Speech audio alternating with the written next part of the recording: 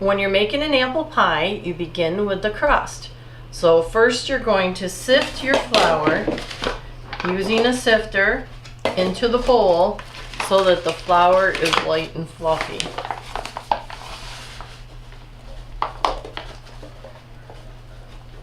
You sift it through just so that it gets that flour lightened up again. Just back and forth with gentle motion.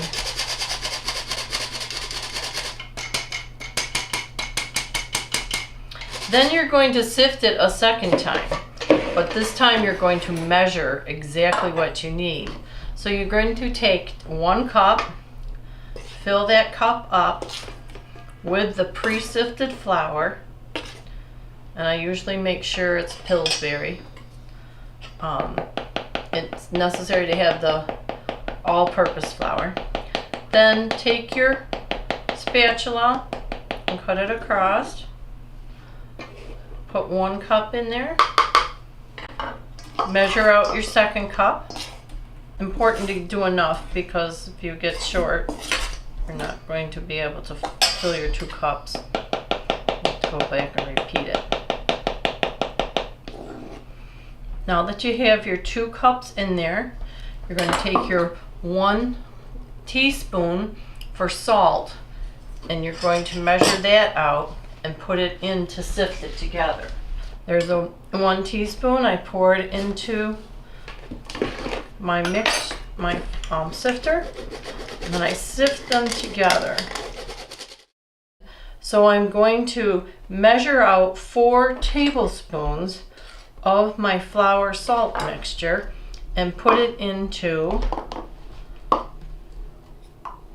a separate cup because that's going to become my paste. I'm going to add 4 tablespoons to make a little paste. There's 4 tablespoons. Take out your Crisco.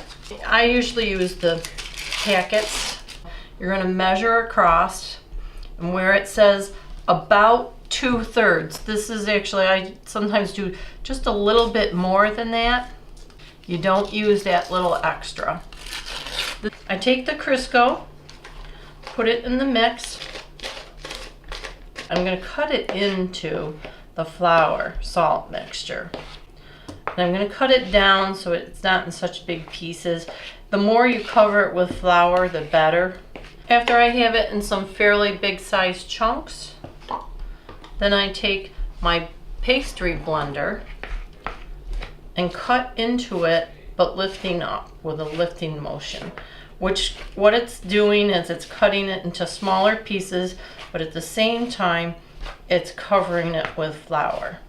Keep cutting it until the pieces are a little bit bigger than the size of peas. You can see how that's about the size of peas.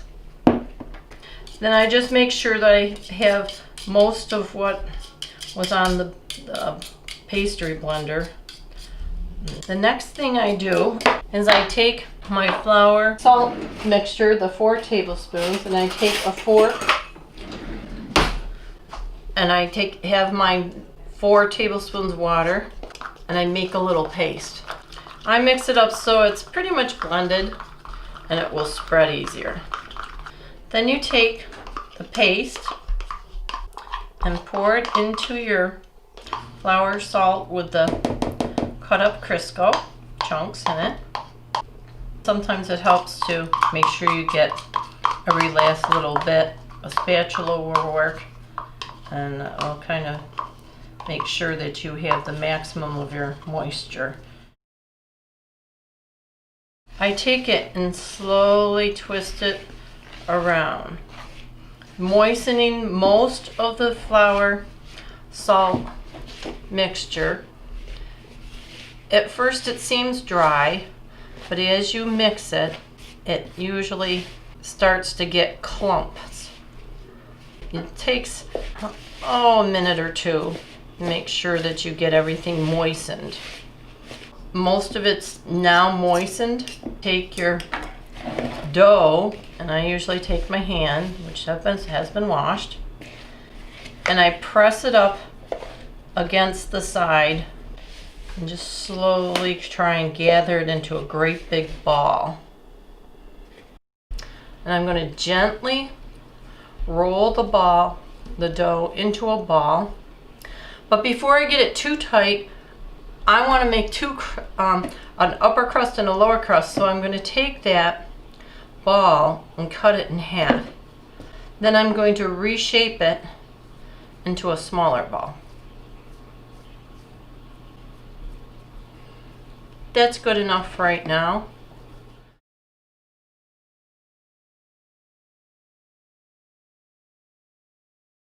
Always just cover it with the wax paper. Then I'm going to set that aside and get ready to work on my filling. Now on my filling, I'm going to be making the filling, the dry ingredients that mix into the apples in a little bowl as well. Okay, now's the time to turn on your oven. I usually have it on the third rack down from the top and the inside where the rack is. I check the temperature, make sure it goes up to about, I do my apple pie at 385. Then I press the start, so it's preheating. Okay, to make the filling for the apple pie, it takes 1/3 cup of flour. I just measure it off and level it. Just put it in the bowl. It takes 1 cup of sugar. It could be just leveled by itself. It's not that close. It has to be done. I'll put that into the bowl. For my cinnamon, I take just 1 tablespoon, but I do a little bit less than 1 full tablespoon. You can take a spatula or just even a spoon and mix that filling together. Make sure it gets uniform. You want the flour fully into the sugar with the cinnamon, because that's what's going to go on your apples. You can set this aside. Take one of my apples, usually Cortland's, a good apple in season. All around, the Empire apple is better because it stays a little hardened. But you're going to take your apples, the bigger they are, the more you get out of them, and you're going to just slice around. So you take the skin off. Okay, when you get your apple peeled, I'm going to peel it right, or slice it right into my bowl here in short, little, small, fairly thin pieces because they cook through better. The more bite-sized chunk, the better. But you can go right down to the core. I'm going to fill it up to about where it says 6 cups, and then I will use my filling mixture on top of it and stir it together. When I mix it up, I'm going to pour it into a bigger bowl after I've measured it out, because I want to make sure I thoroughly mix the filling ingredients with it and get that mixed together. I'm going to sprinkle it over top. Then I'm going to take my spatula and mix it up so it pretty much covers it. We'll have a little time to get it moisturized, and it will kind of juice it a little bit. Then I'm going to set it aside, and I'm going to go back to my dough. Now, this part is the trickiest part. You want to get your rolling pin out, and I highly recommend having a pastry cloth that goes over top of my roll mixer, and yet it still turns. What I do is I take a little bit of my flour that was left over from measuring, and when I sifted it, sprinkle my flour there, and I spread it, make sure I kind of have it spread around. Then I take my rolling pin and roll it back and forth, spread this around a little bit so that the flour is mixed into the cloth there. That's going to enable, you want the flour so it won't keep your dough sticking. Then I take 1/2 with the other part covered. Here's the part that they taught us in 4-H. You press it down. You make it into a bird's nest as easily as you can without overworking it.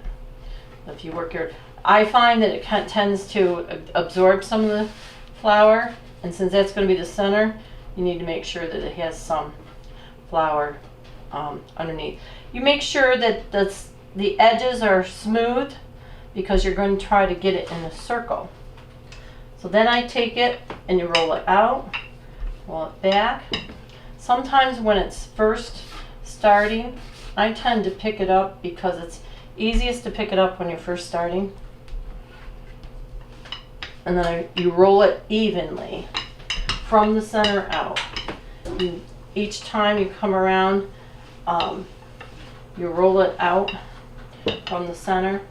Then when it gets to be about this size, this is the last time that I can really pick it up. I'm going to reach across and get my spatula. I'm going to try and lift it up without totally breaking it. I got it a little bit bigger than what I normally would do. You can re-roll it. There's little pieces here. I'm going to take them and set them aside. And it takes a little while to get this bird's nest back, and you want to take off the wet dough. So I'm going to sprinkle a little bit more, and I'm going to roll with my pin in it. I've turned it over. This is about the last time I can do that and still have it stay together for me. It has to be rolled out so it fits into a 9-inch pan. And I'm just rolling it. Try to get not all the edges about the same thickness, but you try to go to a circle, and sometimes it's kind of tricky. Now when you're trying to figure if that's enough, what you do is you get your pan out and you double check to see if it's big enough. Alright, this is the tricky part because this is where it either stays together or falls apart. If I take my spatula and go around the edges, I look to see which edges seem to be most intact, and I'm going to roll from that end. I'm going to very carefully pick it up. I'm not sure exactly which way to go here. I'm going to go this way. I'm going to very carefully roll it over so I see the other side. Carry it to my pan, my pie pan, and then I have to open it up inside. I'm going to press it down in on the edges, and because it is a dough, it's kind of like what you do with a Play-Doh. Because it is a dough, you can do it very carefully and mold it together, especially the bottom crust. The top crust is a little trickier. You need to get it up high so that you can go around the edges, take the extra off, because you're going to tuck the second crust underneath. And I usually come around and just kind of pull it out a little bit. Next crust, it's better if you, when you take it out, if you wipe it with a paper towel to start fresh. Otherwise that wet dough is going to be sticky and it's going to make it all stick all the worse. Put a little more flour on that, sprinkle it around, roll my pastry cloth into that, spread it, start with my second one. Sometimes I start it, make it into, this is a little moister than some doughs that I have had, but it stays together really easy. I'm going to put that one in the center. I'm going to make sure that my edges don't have broken spots on. They're kind of rounded, because that will keep them from splintering off when I'm rolling it out. So it looks like a little bird's nest when you get all done. And the less I touch it, the better.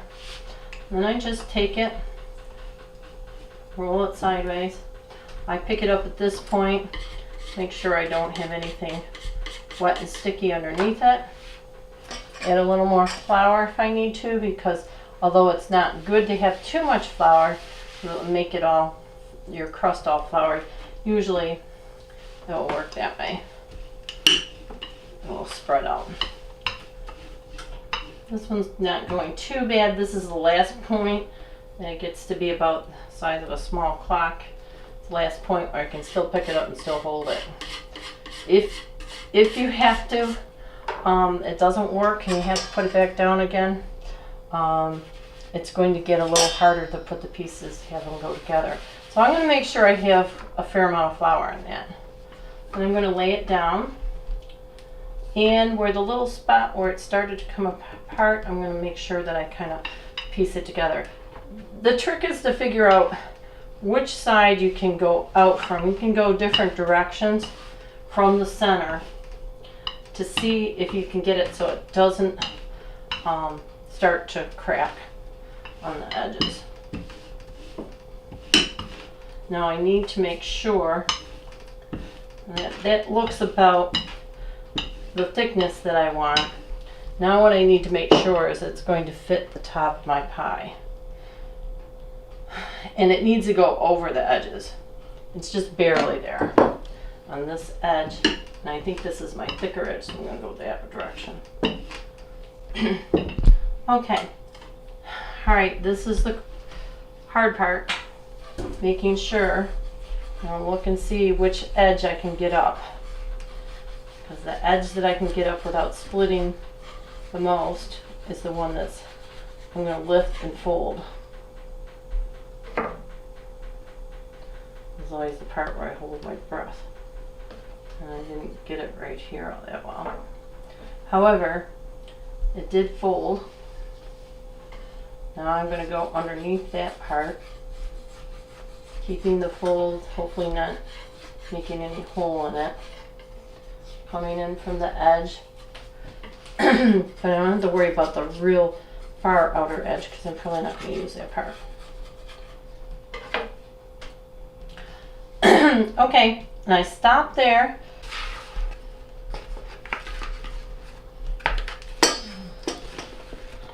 If I find that there's too many, I'm just going to hold some back. And I can make a little teeny weeny pie with the leftover dough. Lots of times that happens tender, but you can see how it's fitting in there. Most of the apple slices are good. I think I have one or two more I can add in. I'm going to put a little pieces, slivers of butter on. A tablespoonful. You can put butter or margarine and not so it's all in one area. Then the next part is really the tricky part because I'm going to take my crust, I'm going to pick it up very gently. I'm going to take it and lay it over so it's about halfway across. And pick it up the top part. This is the hard part. And put it over the edge. Now it basically covers the whole edge. I do have a little bit of jagged edges on the side. What I'm going to do is take my spatula, or I can take a knife, and I'm just going to go leave a little bit hanging over the edge. I don't want tons over the edge, but I need a little bit because I need to tuck it in. Kind of bring this up a little bit and stick this one down in because I want to make a seal so it won't, the juice from the pie won't ooze all over, and yet I can kind of seal it together. I made my pie overfilled, so it makes it a little bit hard. I just take my thumb and kind of seal it down on the edges. Now that kind of broke the crust there a little bit. Not going to be too bad, I don't think. So this is the artistic part to baking a pie, and it's not too hard to make an apple tree. Just take a couple of limbs and a few little pieces. Now sometimes toward the bottom, how it's coming out like that, I'll make a baby apple tree because you're venting your pie really is what you're doing. it serves a purpose. It's not just to put a picture on it. Okay, and we have one more thing that I have to do before I put it in the oven, and that is I have to put my cinnamon sugar on the top. Now I'm going to take my cinnamon sugar and just sprinkle it lightly. I've mixed in, I don't know, it's about half and half maybe. And just sprinkle it lightly over the crust. It adds flavor. It also adds a little color to it, and it helps to make the pie taste better. So now it's ready to go into the oven, and the oven's all preheated, and I'm going to set this for about 40 to 45 minutes and check it every 2 or 3 minutes after that, just to make sure. When the pie starts to bubble, that's the sign that it is cooked, that your apple has gotten softened. Your crust will be hard first, but you want to make sure your apple's softened. With the Cortland, the apples soften fast, so you don't have to worry about baking it long enough to get the apples soft.